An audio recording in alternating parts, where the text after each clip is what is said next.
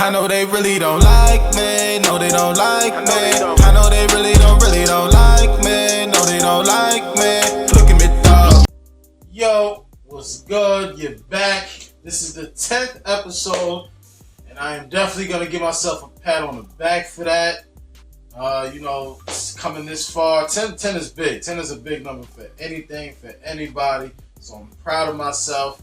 I'm happy. And I'm definitely gonna pop a bottle tonight for that.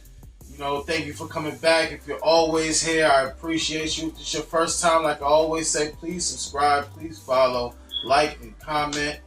I'm glad you're entertained. I'm gonna keep coming with the humor and the good thinkers and the thoughts, because listen, we all need to hear it. And some of y'all, like I said, y'all just don't want to say it, but I'm gonna say it. And let's get into the first thinker.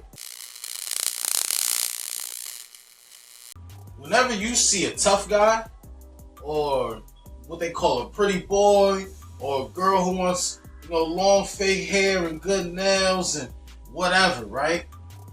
Whenever you see these type of people being this way, and you're like, yo, why are they acting like that? Why are they doing all of this to themselves, and it doesn't look too genuine, or it seems like they're trying too hard, or why are they trying to impress people so much? It's because everybody, including me, including yourself, I know for a fact that everybody, when they was a kid, they looked up to a certain thing, or they seen a certain thing, and they wanted to imitate that for that to be themselves as well. So they could slowly become that. I mean, that's obvious, right? That's a duh, right? Because when you see people act in a way, they're not, usually it comes natural to them because they've seen it their whole life. So it's not just become natural to them because it's who they are. No, it's because they practice their whole life on how to be a gangster or a tough guy or a nice smooth person or whatever, or even a hoe. You practice how to be a hoe. You've seen women out there doing what they was doing, and that's why you started to do it, because you liked it. So you gravitated towards that lifestyle. Like everybody is growing up to be exactly what they wanted to be when they were children. That's all I'm saying. You are imitating every thought, every action, and everything you've seen as a child. That's all you're doing. It's kind of obvious, because people always say you're a product of your environment. Well, yeah, that's true. Your environment plays a big role in what you do and who you are. So is the people you look up to. So is the things you've seen, even if you didn't look up to the people. You started to do those things because that's what you figured was cool for you, or was going to pave the way for you. Everybody's trying to be who they wanted to be since they were children. So when you look at a person and you see somebody doing stuff like that, just know that he thought that was cool when he was a kid. He wanted to be a lawyer since he was a kid. That's why he's going to law school. That's why he's in prison, because he thought prison was cool. That's why she's out there with 5-7 boyfriends, because she thinks giving it away is the best thing to do, and it keeps her in the loop. That's why. Next thing. I'm gonna get straight to it and say, I don't think our kids should live with us forever. And that might sound obvious to a lot of y'all, but here's the thing though. I grew up with certain family members that still live with their mom or their grandmother or somebody. And it's not because they try to take care of their mom or they just love their mom a lot. They've been coddled so hard that they don't even know how to leave the house. And then what makes you think that if you coddle your kid that much, that they're gonna be okay mentally? No, they're not. They don't even know what to do if you let them go. Tell them to leave the house.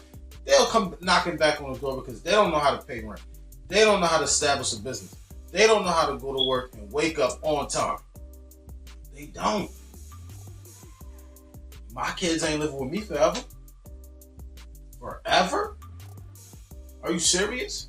Listen, I don't mean to say this about my cousin. I'm not even gonna say his name.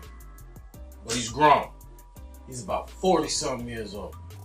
Still lives with his mother. And his mother takes care of her mother in the same house. And she wasn't always doing that in the same house. So was you there still to take care of your mother? No, you wasn't.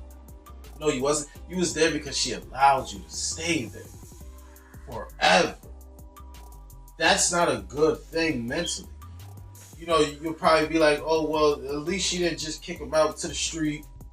Maybe she knew he wasn't capable of doing so. That's because you didn't put it into him. Dang, I'm about to get in trouble for this. I hope my auntie don't see this. She just didn't put it into him. You gotta put it into him. Because he's not retarded. He's not stupid. He's not slow. You know? He got sisters. One is a lawyer. And one, she went to college. She's doing something. I forgot what it was. But there's somebody. What happened to you? You ain't been diagnosed. You know what I'm saying? You're only staying there because she allowed you. And you're allowing your kids to do that. And you're messing them up mentally. They're never going to be nothing. Unless you leave them something. And then if you happen to pass, the only thing they're going to be able to do is have what you gave them. Are they going to be able to maintain it? Are they? How are they going to maintain something that they didn't have to maintain when you was here? You got to push your kids to do something. Around 18 years old, they should be able to know how a bank account works. Because by 20, come on, you need your own place. You do. I like to walk around in my drawers. All right? My 20-year-old son, I don't want him walking around me in his drawers trying to open up my refrigerator. It's just too much now. Because unless you putting food up in here, and even that's not enough because now we two grown men just walking around in drawers. I love you, son. But you gotta go. Get up out of here. Come on, let's do that. For real. Let's not have our kids in our cribs forever. Right? I'm not saying kick them out early, but just know there's a time. And if you don't know the time, I'm gonna give you a time. 20 is the deadline. Next thing. Can somebody please tell me the story behind the angels of heaven? Because, alright, the Bible only starts with how he started creating stuff, and then humans came. And then it just starts drifting off into other things that don't make sense. And now you got angels that came from heaven because they was following the devil's lead, and now they all got kicked out and went to hell and things of that nature. How, or where did the creation of angels even become? Nobody knows, right? Not your pastor, not your priest, not anybody, not your mom who believes, not your grandma. Nobody knows the story behind that. And nobody asks and nobody cares because they're so scared to believe that God is not real or whatever. Nobody want to go to hell. Everybody want to go to some heaven. You know what I mean? Come on, though. Can you ask yourself that question and come up with an answer, though? Because if angels are so important, because you got people that praise saints and angels and stuff like that. So why don't we have a story behind their creation? We got a story behind our creation. I mean, of course, there's no story behind God's creation, but there's a story behind our creation. You know, so what's up with the angels? Nah, they just made that up because it was getting. See, once you start creating stuff, right, like a book or any type of anything, right? There's a point where something starts getting a little dry, right? And now you got to come up with something else to keep the entertainment, and that's what happened. That's exactly what happened. Like, you know what? Let me throw some angels in there. You know, let me act like I'm rewinding the story and be like, yo, so the angels and the That's exactly what happened. You ain't gotta hear it from me, but I'm giving you a reason. I'm giving you what you don't know, and what you don't know, that's all false. It's all false. Give me a story behind the angels. Anybody can give me a story behind the angels? Please give me a comment or something so I can look it up myself, or give me some source of where you got that from, because I don't see it. Nobody's been able to see it. Since you can find it, let me see it. All right? Next thing. Think. think? Now this is just real quick because I know it's a fact, right? But they always say when you go like deer hunting or you go kill a cow or a pig or whatever, right? You're not supposed to stress the animal before you kill it because it releases some type of toxins or something like that you can't eat because you scared them. The meat stiffens up and those all types of stuff, right? So why do we eat? Well, put like this, you know how you go to the supermarket and you see the lobsters in the tank all bonded up with the rubber bands and stuff, right? And they're so stressed, you can see they stressed. Because when you go on Google or something, you see a lobster running around. He's running around, he's doing stuff, he's trying to clamp on and stuff. You don't see that when you go to the supermarket and he's in the tank. They just sitting there. And it's like they're in prison. Why do we eat that? Aren't they stressed out meat too? Doesn't that affect us because we're intaking that? I don't know.